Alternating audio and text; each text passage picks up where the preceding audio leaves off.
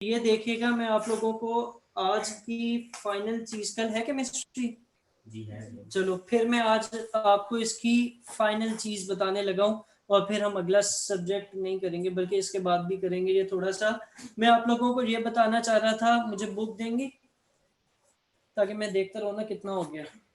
अच्छा ठीक है, कॉन्फ़िगरेशन हम लोगों ने कर ली थी। शेप ऑफ पीरियोडिक टेबल को हम फिर देखते हैं। अभी हम देखने चाह रहे थे कि मुख्तलिफ एलिमेंट्स के, हाँ ठीक है।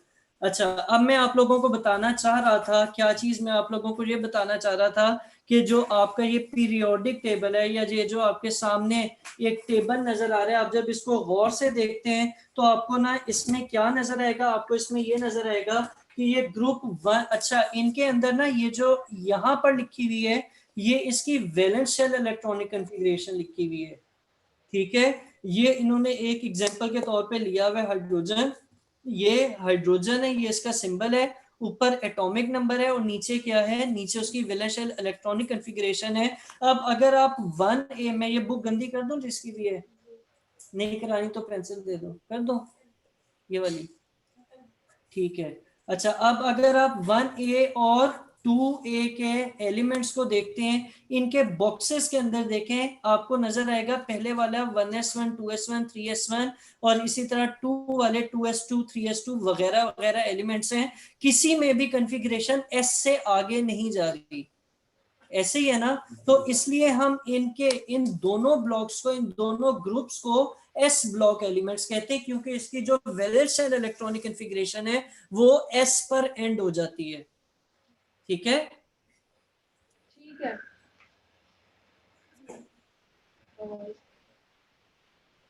एक मिनट।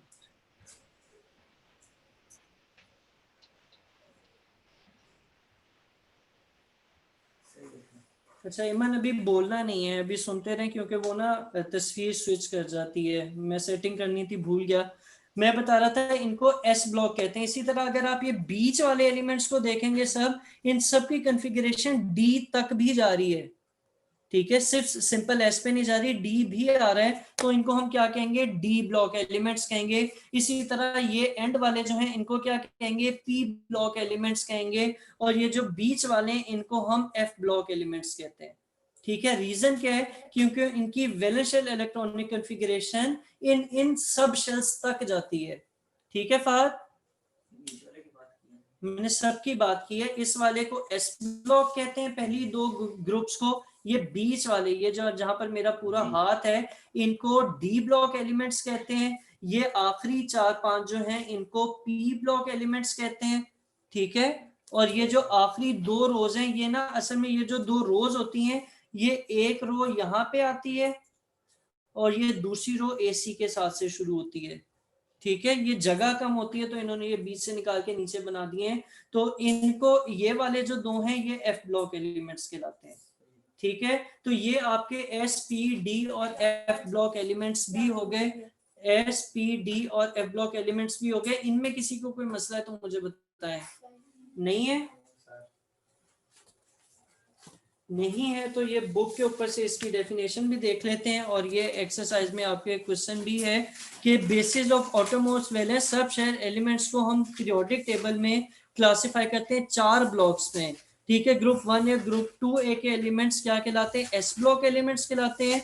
और जो बाकी ग्रुप 8A 3A से लेकर 8A तक के हैं सवाए हीलियम के, उनको पी ब्लॉक एलिमेंट्स कहा जाता है। रीजन क्या है कि जो एस वाले थे उनकी वैलेंस इलेक्ट्रॉन एस शेल में आता था, और जो पी ब्लॉक वाले हैं उनका valence shell P subshell तक जाता है।